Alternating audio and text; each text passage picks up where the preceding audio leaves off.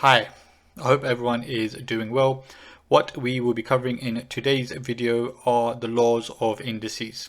Make sure you have a pen and paper to hand. There are quite a few slides for us to go through, and there are some questions for you to attempt closer towards the end of today's video. So before we can work out the laws of indices, we need to understand what index notation is. So say for example we have 3 times 3 times 3 times 3. Now this can be quite long in terms of writing it. So index notation is a way of representing repeated multiplications of the same number. So instead of writing 3 times 3 times 3 times 3, this can be written as 3 to the power of 4. Where this 3 is known as the base and this 4, this smaller 4 above it, is known as the index or power. So we can understand from this that 3 to the power of 4 is 3 times 3 times 3 times 3, and obviously this is a much neater way of writing it down. The first index law that we'll be going through is how to multiply indices. Say for example you have x to the power of n, and x can be a number or letter multiplied by x to the power of m. The answer will be x to the power of n plus m.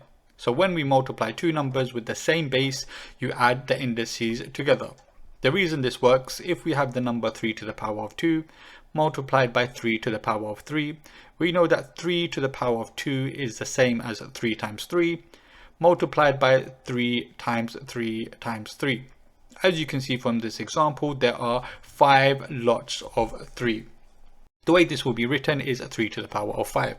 If we use this index law that we just learnt, then all you would do is it will be 3 to the power of 2 plus 3, which is equal to 3 to the power of 5, which is what we got above. Some further examples: a to the power of 6 multiplied by a to the power of 5. Here you can see that the base is the same. So it will be a to the power of 6 plus 5, and 6 plus 5 is obviously equal to 11. So the final answer will be a to the power of 11.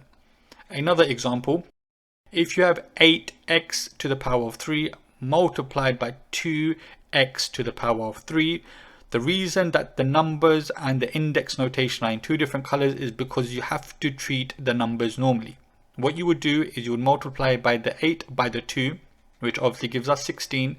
Then you would do x to the power of 3 multiplied by x to the power of 3. It will be x to the power of 6. You're going to plus this 3 and this 3 together. The next index law that we'll be going through is how to divide indices. So if you have x to the power of n divided by x to the power of m, the answer will be x to the power of n minus m.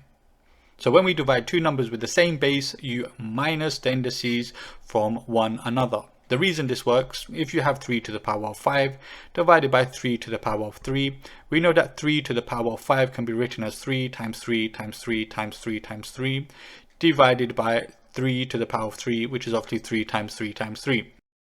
What you should be able to notice is you can cancel a few of these 3's out. So this 3 will cancel with this 3, this 3 will cancel from this 3, and this 3 will cancel with this 3. What you will be left with is 3 times 3. And we know that that can be written as 3 squared, or 3 to the power of 2.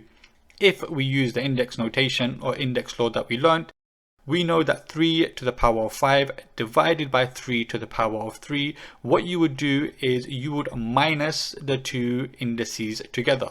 So it would be 3 to the power of 5 minus 3, which is equal to 3 squared, which is the same as what we got above. A few further examples: a to the power of 13 divided by a to the power of 7. As you can see that the base is the same and you're dividing. So what you would do with the index or index numbers is you will minus them. So it will be a to the power of 13 minus 7, and that is obviously equal to 6. So the final answer will be a to the power of 6. Another example: as you can see that the number and the index notation are in two different colors, you will treat the numbers normally. So 28 divided by 4 gives us 7, and you have x to the power of 9 divided by x to the power of 3. You would minus the index notation, so it will be x to the power of 6, and that will be your final answer. The next law which we'll be looking at is raising a power to a power. if you have x to the power of n raised to the power of m, what you would do is x to the power of n multiplied by m. So if a number has a power which is raised to the power of another number, you multiply the indices together. If you have 3 squared to the power of 3, basically this means that it's 3 squared 3 times. So instead of writing 3 squared, we write 3 times 3, then again 3 times 3, and again 3 times 3. So there's 3 lots of 3 squared. If you do this, you know you will get 6 lots of 3, which is 3 to the power of 6.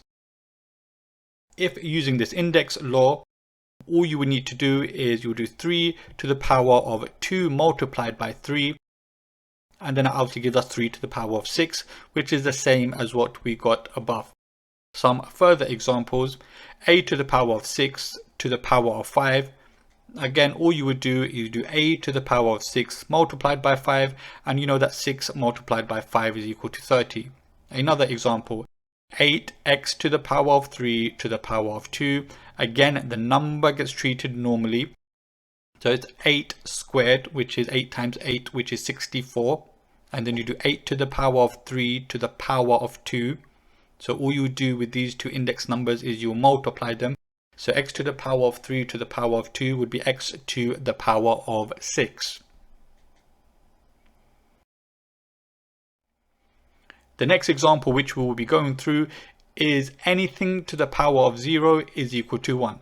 So x to the power of 0 is equal to 1. So any number or letter raised to the power of 0 is equal to 1. So this one is not too difficult. A few examples: 3 to the power of 0 is equal to 1.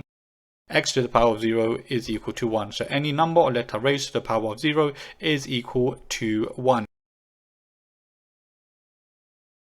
Here are a few questions for you to attempt. Please pause the video, have a go, and on the next slide we will go through some of the answers. Hopefully you've had a chance to attempt a few of these questions. Let's go through some of them. So 2 to the power of 6 divided by 2 to the power of 4. Here you can see that the base is the same, so you will just minus the two index numbers. 6 minus 4 will obviously give us 2, and so you're left with 2 to the power of 2. You have 3 to the power of 5 multiplied by 3 to the power of 7. The base number is the same, so all you would do is you would add the two index notations. 3 to the power of 5 plus 7, which is equal to 3 to the power of 12. Here in this question, it is 2 to the power of 6 to the power of 2. Is a number raised to the power of another number, so you will just multiply these two numbers, which we've done, which is 6 times 2, which equals 12, so it's 2 to the power of 12. In this next example, I've underlined the numbers because you do the numbers first. So it's 5 times the 2, which obviously gives us 10. Then you have y to the power of 6 multiplied by y to the power of 4. Because you're multiplying, you will add the two index numbers together. So 6 plus 4, which gives us a final answer of 10, y to the power of 10. For this next example, x to the power of 9 to the power of minus 2. Just because there is a minus, you shouldn't get confused. You're still applying the same rule. You just multiply these two numbers together. So it's 9 times minus 2. What you should know from previous knowledge, a positive multiplied by a negative will give us a negative answer. So the final answer will be x to the power of minus 18. Here for this question, again, I've underlined the numbers because you treat the numbers first. 6 divided by 3 is obviously equal to 2. Then you have x to the power of 5 divided by x to the power of 2. Because the base is the same and you're dividing, you will minus the index numbers. So it'll be x to the power of 5 minus 2, which gives us a final answer of 2x to the power of 3. This next question is, you shouldn't think of this as a 0. If you put the number 0 here, then that will make that this answer is 1. Yeah, because anything to the power of 0 would have given us 1. So you need to imagine that there's an invisible 1, which I've noted. 2 to the power of 6 multiplied by 2 to the power of 1 gives us 2 to the power of 7 divided by 2 to the power of 3. And then when you do this, because you're dividing and the base is the same, you're going to minus the two index numbers. So 7 minus 3 gives us 2 to the power of 4 as a final answer. And then the final one, which is quite simple, anything to the power of 0 is equal to 1. So 72 to the power of 0 gives us an answer of 1. Here we have a summary of everything that we have gone through today. We have learned how to multiply indices, how to divide indices, raising a power to a power, and anything to the power of 0. I hope you have been able to benefit from today's video. Hopefully I will see everyone safe and sound for the next video, and as always, take care of yourselves.